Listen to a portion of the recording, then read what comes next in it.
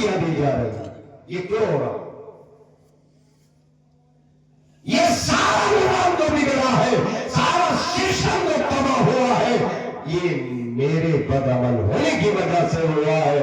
ये हमारा निजाम बिगड़ा है, इस्लाम को छोड़ा है, शरीयत को छोड़ा है, पसे पुष्ट डाला है। अल्लाह इतना नाराज हुआ कि उसने कहा गैरों से इनकी गर्दन पकड़, इनकी गर्दनों को तोड़ो, इन्हें घेरो, मुसलमानों को उधेड़ा जा रहा है, बिल्डोजर चलाया जा रहा है, सफाया जा रहा है, प्लान बनाई जा रही है कि ये सफा हस्ती से मिट जाए, इनका नाम निशान न रहे। ये सारी तदबीरें इख्तियार की जा रही है, मगर हम जहां खड़े थे उससे भी बदतर है। कोई सुधार हमें नहीं आ रहा, कोई तब्दीली, कोई बदलाव आज हमें नहीं आ रहा है। हमें बदलाव करना है, अपने आप को बदलना।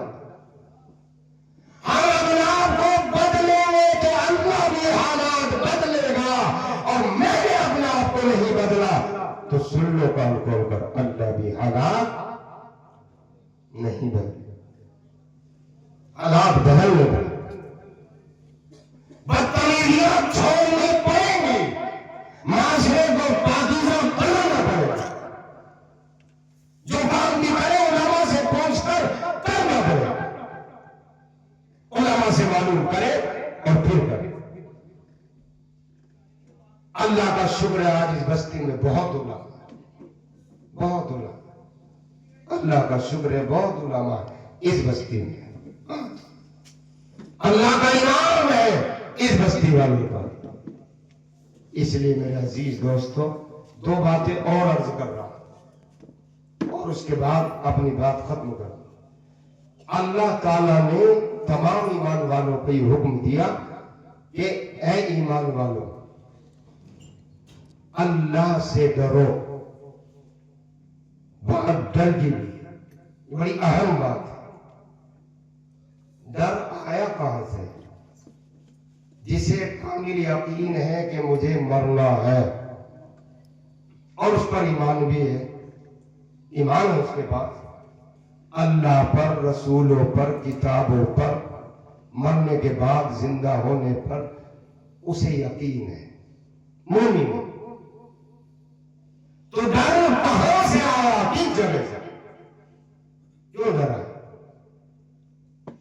दोनों चीजें एक जगह जमा नहीं हो सकती। सहाबा निहत्थे थे, उनके पास जाहिरी असबाब कुछ भी नहीं थे, मगर ईमान की ताकत थी, ईमान और यकीन की दौलत उनके पास। इसलिए वो कभी मुतासिर नहीं हुए। हालात कितने ही नागवार आ जाए, वो कभी मुतासिर नहीं हुआ करते थे हालात को देखकर। आज मामूली से हल्ला भी हो जाए, मामूली से हालात भी आ जाए, हम बहुत जल्दी मुतासिर हो जाए, परेशान होने लगते, हमें बहुत परेशानी होने लगती। इसलिए हालात को देखकर मुतासिर इसलिए हो रहे हैं कि ईमान कमजोर हो चुका है। लेकिन मैं एक चीज आपके सामने, एक नक्शा पेश कर रहा हूं और आप सब मिलकर, मैं मिलकर ये देखें कि ईमान आया है या नहीं है, रुखसती हो गई, ईमान बचा है नहीं बचा, कुछ थोड़ा हुआ। ये लिखा उलमा ने कि जब गुनाह हो जाए, जब बंदे से गुनाह हो जाए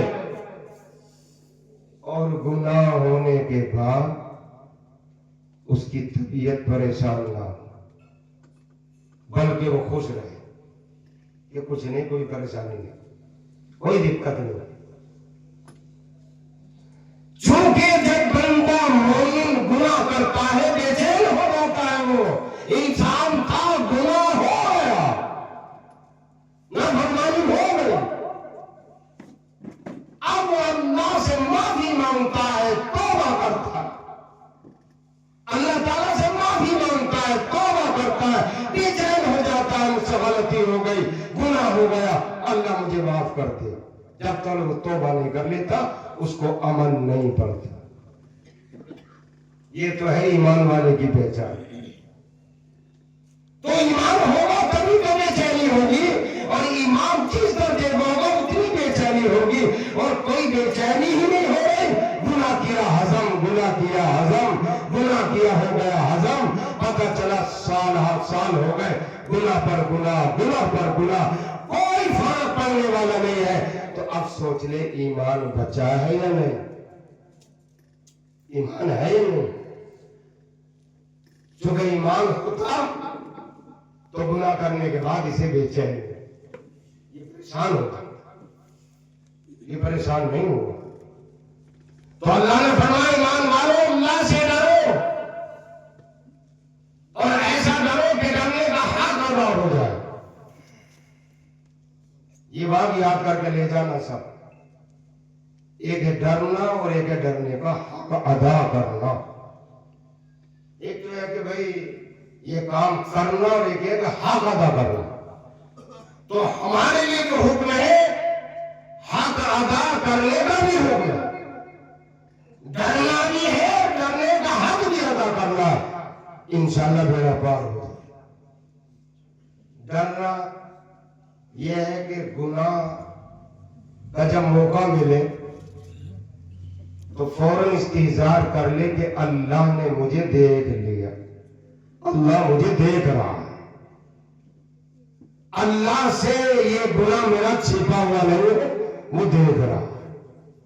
تو گناہ پھر دوسری جگہ جا کے کروں, کہاں کروں؟ ایسی جگہ بتاؤ جہاں اللہ کو میرا گناہ نظر نہ آئے. ایسی کوئی جگہ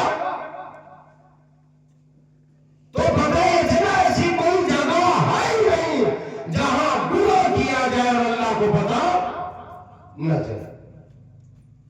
اللہ کو پتہ چل جاتا ہے, معلوم ہو اس نے گناہ کیا, میرے بندے, اللہ کو معلوم ہو جاتا ہے گناہ کرنا.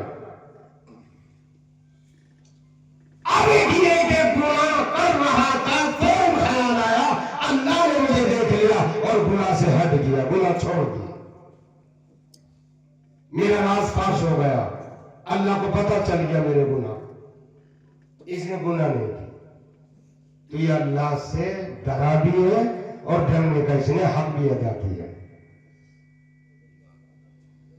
اب ظاہر ہے کہ دنیا والوں سے چھپ کر انسان گناہ کرتا ہے کہ انہیں پتہ نہ چل جائے, محلے کے فلاں سیٹھ جی کو پتہ نہ چل جائے, میرے دوست کو پتہ نہ چل جائے, میری تو عزت ختم ہو جائے گی.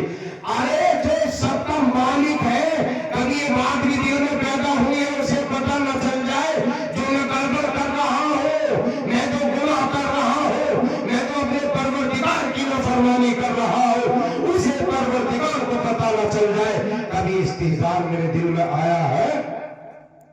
اگر یہ بات میرے دل میں پیدا ہوتی تو میں بھی گناہ کے قریب نہ جاتا.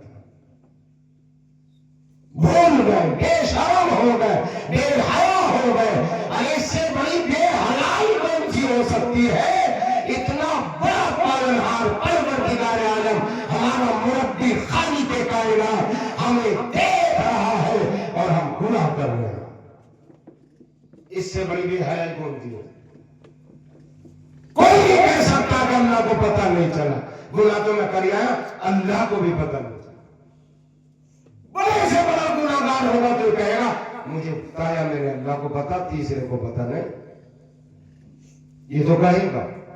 لیکن یہ گناہ بڑے سے بڑا پاپی, بڑے سے بڑا زندگی, جب آپ پوچھو گے تو یہ نہیں کہے گا کہ اللہ کو پتہ نہیں چلا, سب کہیں گے کہ ہاں اللہ کو پتہ ضرور چلا.